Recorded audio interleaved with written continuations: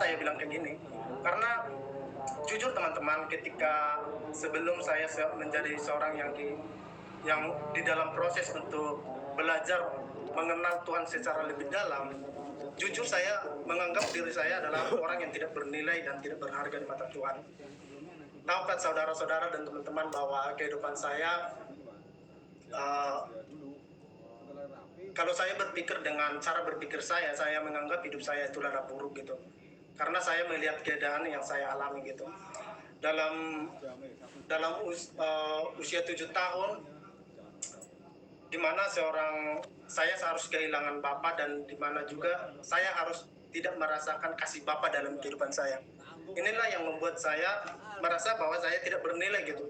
Karena saya sendiri pun merasakan bahwa saya sendiri tidak merasakan kasih Bapak dalam hidup saya. Saya sangat cemburu ketika teman-teman saya waktu SD mengatakan Bapak, Bapak kayak gitu, sedangkan saya hanya bisa termenung, hanya bisa terpangu, ya menaratapi nasib gitu. Sehingga apa yang bisa saya lakukan untuk mendapatkan kasih Bapak itu, saya terjerumus pada suatu hal-hal yang tidak diinginkan manusia gitu, atau tidak, ya yang bertentangan dengan kasih Tuhan lah, yang bertentangan dengan hukum Tuhan gitu. Saya ingin pribadi saya itu dalam diri yang paling dalam, sebenarnya saya ingin merasakan bagaimana mendapatkan kasih yang sempurna dalam hidup saya gitu. Karena saya sendiri yang merasa pada waktu itu saya tidak ada kasih dalam hidup saya gitu. Saya merasa tidak dikasihi gitu. Baik orang tua, baik lingkungan, semua mempengaruhi gitu.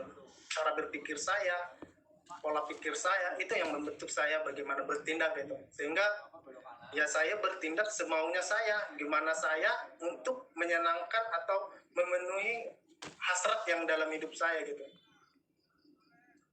Terkadang ketika mengingat hal itu semua, terkadang ini menjadi suatu pelajaran buat saya sendiri untuk menjalani hidup yang lebih dewasa lagi ke depannya gitu. Mungkin saudara-saudara pun tidak sama pengalaman atau penderitaan yang kita alami.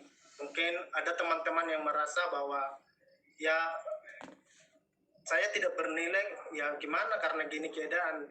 Dalam buku yang saya baca begini, cara terbaik untuk menyalahkan Tuhan atau menyalahkan Tuhan adalah dengan kita melihat keadaan gitu.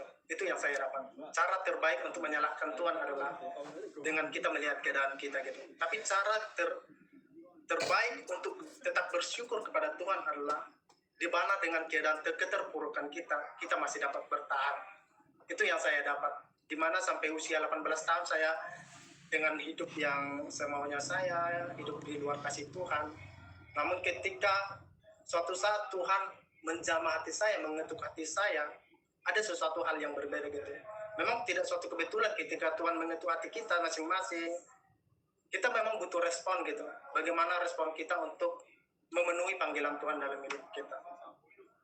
Saya terberkati dengan Mazmur 27 ayat 10 gitu. Mari kita baca bersama-sama Mazmur 27 ayat 7.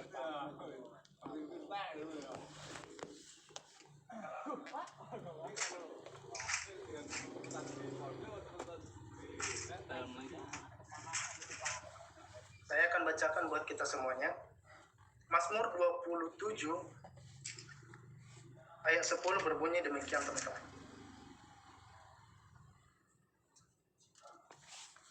Sekalipun ayahku dan ibuku meninggalkan aku, namun Tuhan menyambut aku. Inilah yang tidak pernah saya sadari selama saya berusia dari 7 tahun sampai dengan 18 tahun. Ini tidak pernah saya sadari gitu. Firman Tuhan ini sangat luar biasa ternyata. Ternyata sekalipun orang tua saya meninggalkan saya tidak merasakan kasih orang tua saya secara utuh gitu ya. Secara dua-duanya, bagaimana dikasih orang tua laki-laki dengan dikasih orang tua perempuan, saya tidak merasakannya gitu. Karena untuk menghadapi kasih itu, saya sudah membentuk mindset yang untuk saya gitu. Sebenarnya kalau mengasihi saya itu ya seperti ini loh. Saya ingin mengajarkan kepada orang ibu saya bahwa untuk mengasihi saya harus begini gitu. Ternyata saya salah gitu. Ternyata untuk untuk mengerti kasih seorang orang tua atau kasih Tuhan, kita harus melepas mindset kita, harus melepas cara berpikir kita gitu, untuk dapat merasakan kasih itu gitu. Ini yang saya sangat luar biasa dalam hidup ketika membaca ini adalah sekalipun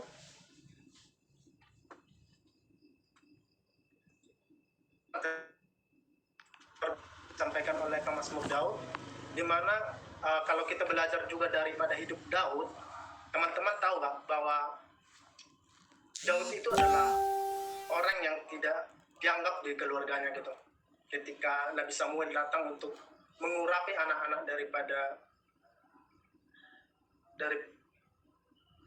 dia tidak dianggap gitu. Kesembilan anak-anaknya yang lain yang gagah-gagah dipanggil di hadapan Samuel gitu. Tapi ketika Daud dia ayahnya tidak seakan-akan tidak begitu meresponi gitu. Begitu juga ketika dengan berhadapan dengan dengan berhadapan dengan Saul gitu. Dia dianggap rendah gitu. Siapa seorang Daud gitu.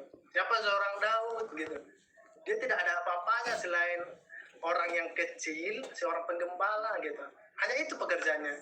Dan juga dia sangat diremehkan sekali ketika dia berhadapan dengan Goliat gitu. Kita tahu bahwa pribadi Goliat itu adalah orang yang kuat, raksasa. Ya kalau dibandingkan dengan Daud, dia adalah pribadi yang kecil, kemarah-marahan, imut, unyu-unyu kayak gitu kan. Tapi apa yang dikatakan oleh Daud? Dia tidak menganggap dirinya kecil gitu. Dia menganggap bahwa dia itu adalah orang yang berharga. Boleh. Dapat melakukan sesuatu karena Tuhan menyertai dia gitu. Inilah yang saya tangkap bahwa ketika Tuhan menyertai kita, ketika Tuhan menyatakan kasihnya kepada kita, bukan hanya sekedar kebutuhan kita yang dipenuhi gitu. Namun di mata Tuhan besok aja ya. Ada sesuatu hal yang unik. Kita ini diciptakan suatu hal yang unik, bernilai dan berharga, beda daripada yang lain gitu.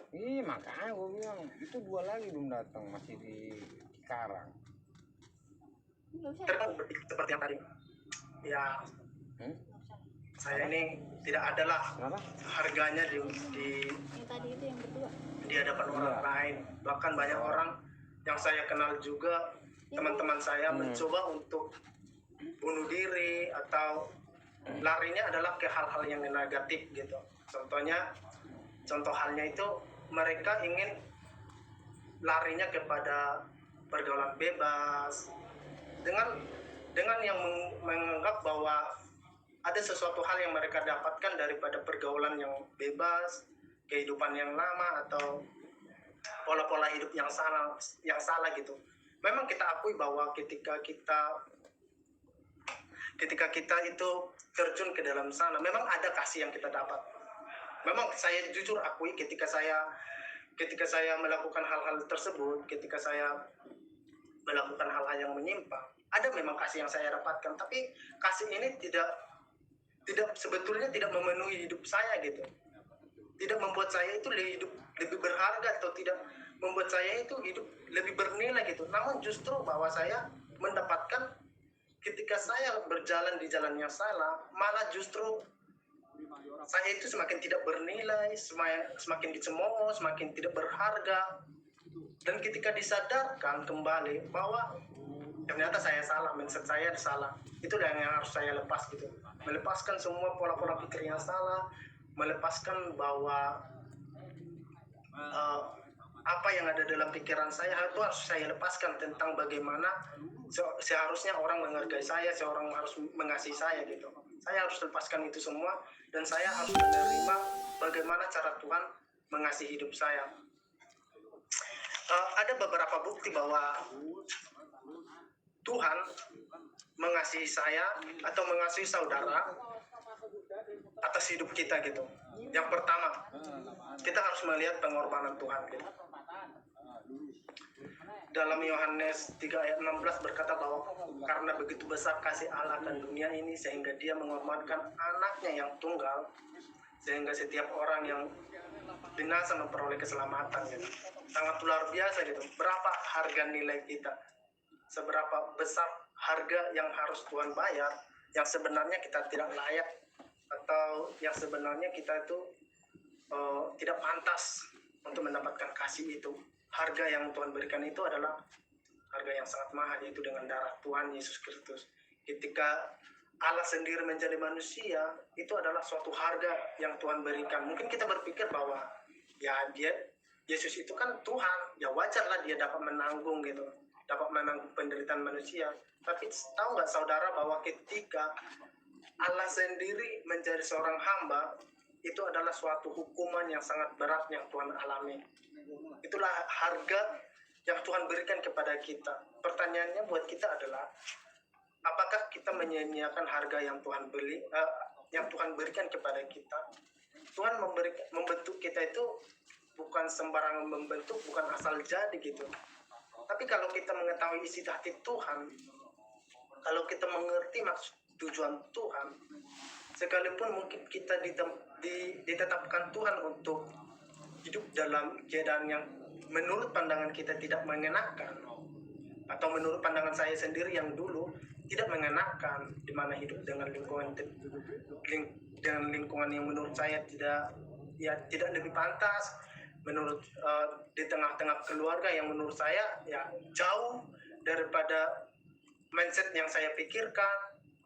Ternyata ada maksud Tuhan mengapa saya ditempatkan dalam suatu keadaan di mana saya dilahirkan gitu. Kalau teman-teman dan saya menyadari itu, maka niscaya bahwa teman-teman semakin mengasihi Tuhan, semakin percaya atau berpegang teguh, dan semakin mengandalkan Tuhan dalam kehidupan saudara-saudara dan teman-teman, dan saya juga. Yang kedua itu adalah bukti di mana kasih Allah itu adalah pemeliharaan Tuhan. Ketika coba kita buka di Lukas 12 ayat 7.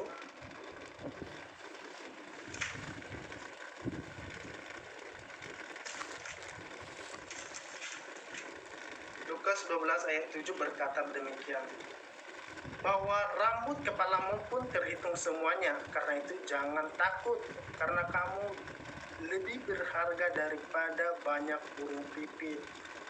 Ini adalah bukti bahwa Tuhan senantiasa memelihara kita, sedangkan kita sendiri tidak tahu kan berapa helai semua bulu yang ada di tubuh saudara, di kepala saudara semuanya. Apakah saudara tahu?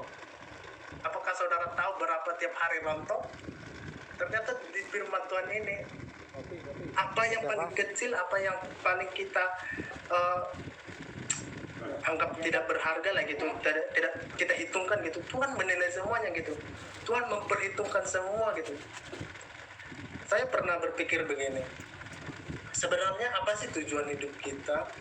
Apa sih kalau hidup kita hanya sekedar hidup untuk makan dan makan untuk hidup, apa bedanya kita dengan seekor kucing atau dengan seekor tumbuh-tumbuhan atau dengan tumbuh-tumbuhan atau makhluk-makhluk yang lain gitu. Makhluk-makhluk yang lain juga demikian. Mereka lahir, makan, besar, kawin-mengawinkan, beranak, berkembang biak, mati. Begitu doang. Apakah hidup kita hanya sebatas begitu? Mungkin ini bisa menjadi perenungan kita, teman-teman. Hidup kita ini bukan hanya sekedar hidup gitu. Ada sesuatu yang bernilai, yang berharga dalam hidup kita yang harus kita tunjukkan kepada lingkungan-lingkungan kita, bahwa kita ini betul-betul memiliki nilai gitu.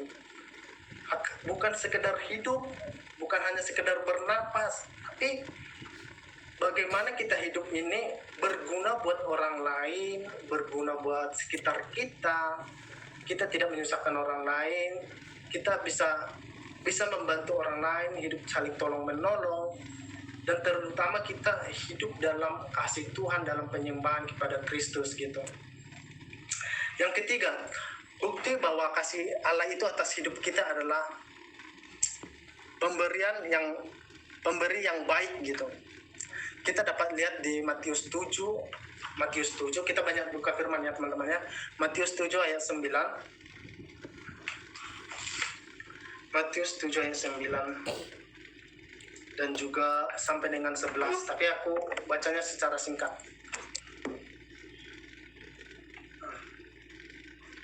Adakah seorang daripadamu yang memberi batu kepada anaknya jika ia membeli roti, atau memberi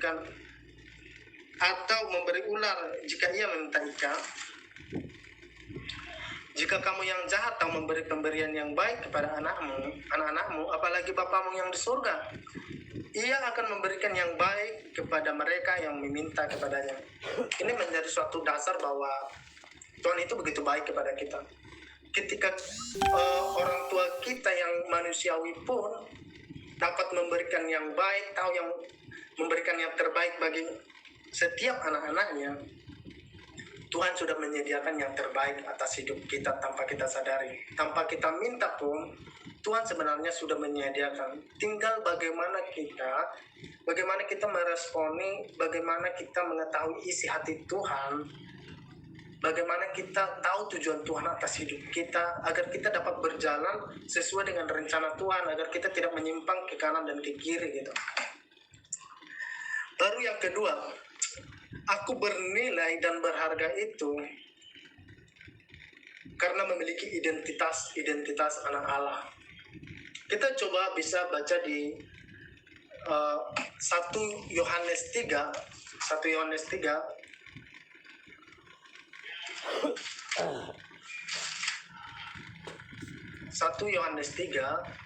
ayat 1 dan 2. Firman Tuhan begini, lihatlah betapa besar kasih yang dikaruniakan Bapa kepada kita, sehingga kita disebut anak-anak Allah. Dan memang kita adalah anak-anak Allah. Karena itu dunia tidak mengenal kita, sebab dunia tidak mengenal Dia. Saudara-saudaraku yang kekasih, sekarang kita adalah anak-anak Allah, tetapi belum nyata apa keadaan kita kelak. Akan tetapi kita tahu bahwa apabila Kristus menyatakan dirinya, kita akan menjadi sama seperti Dia, sebab kita akan melihat Dia dalam keberadaannya yang sebenarnya. Ayat 3, setiap orang yang menaruh pengharapan itu kepadanya menyucikan diri sama seperti Dia yang telah suci. Kita harus mengerti maksud dari firman ini, bahwa identitas kita itu sebenarnya sudah berbeda dengan identitas dunia gitu. Dunia menawarkan sesuatu hal yang berbeda kepada kita gitu, untuk agar kita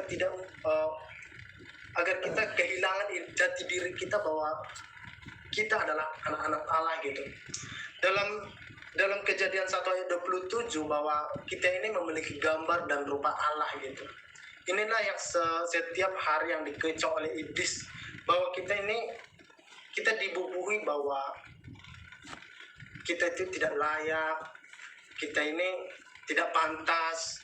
Ketika kita melakukan dosa atau kita melakukan hal-hal yang berbuat jauh daripada firman Tuhan, iblis selalu membisikkan sesuatu kepada hati dan pikiran kita bahwa kita ini tidak pantas ketika kita untuk datang kepadanya.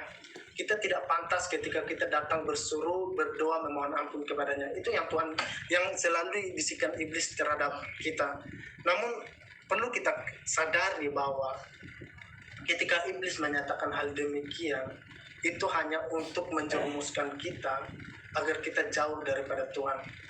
Teman-teman dan saya pun harus setiap hari merenungkan, menyadari bahwa saya ini memiliki nilai dan berharga. Saya kasih suatu ilustrasi yang sangat simpel gitu. Mungkin teman-teman tahu ini apa? Ini adalah uang kan? Ini uang 50.000. Ketika saya melipat ini dan saya kasih kepada saudara, apakah nilai daripada uang ini berubah gitu? Tentu tidak kan? Ya mungkin masih segini, ini masih biasa lah, masih laku lah. Kalau saya makin remas, kalau saya kasih kepada saudara uang 50.000 ini yang sudah saya remas-remas ini, mungkin saudara masih menerimanya karena ini masih nilainya 50.000. Tidak mungkin kalau saya remas ini, kalau kita belanjakan ini menjadi nilainya 48.000 atau menjadi berkurang 40.000. Tentu bukan kan? Seandainya saya pun melipat-lipat gini, meremas-remas, saya injak-injak, saya ludahi, maaf kata saya buang ke tempat sampah pun, harganya nih tetap harga 50.000. Begitu juga dengan kehidupan kita, saudara-saudara.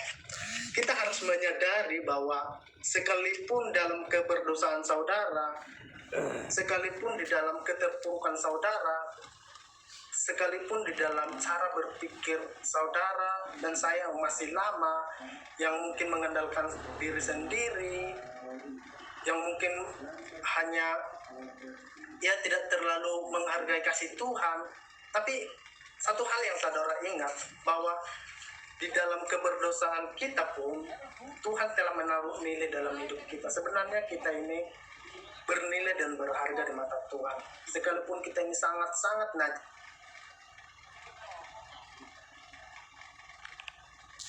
Tuhan telah menyatakan kasih-Nya terlebih dahulu kepada kita. Bukan karena kita ini suci, bukan karena kita ini benar karena perbuatan-perbuatan kita, tapi karena memang dari sekian awal Tuhan menciptakan manusia, Tuhan itu telah menaruh rupa dan gambar di dalam hidup kita gitu, di dalam manusia pertama. Itulah nilai dan harga kita. Harga kita itu sangat-sangat mahal gitu. Ketika saudara jatuh, Tuhan sendiri datang menebus saudara dan saya, bukan dengan emas, bukan dengan perak, atau bukan dengan sebuah permata gitu.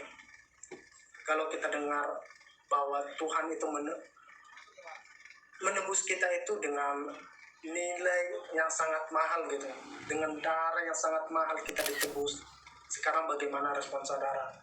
Mungkin saudara sudah sering mendengar bahwa kita itu memiliki nilai, kita itu ditebus Tuhan dengan darah yang mahal.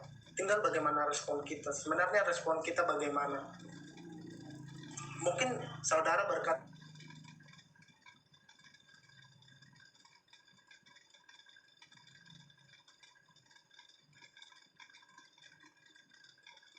Bang David, film Bagudung. Bang David, admin. Mana tadi? ya maaf ya, jaringannya udah kedengaran nggak suara saya? Udah. Maaf. Ya. Di dalam keberdosaan pun saudara dan saya tidak usah takut gitu. Mari datang kepada Tuhan. Mari kita bawa semua permasalahan kita, baik itu mungkin kita tidak mendapatkan kasih di keluarga, mungkin kita merasa ditolak oleh keluarga, mungkin lingkungan kita, mungkin hari-hari ini saudara-saudara mengalami sesuatu hal yang menurut pikiran atau perasaan kita bahwa kita ini seakan-akan tidak berharga atau seakan-akan kita tidak mampu. Mari kita bawa permasalahan kita kepada Tuhan dan mari kita bersuruh memohon pertolongan Tuhan atas hidup kita. Demikian mungkin firman Tuhan yang bisa saya bawakan. Namun sebelum kita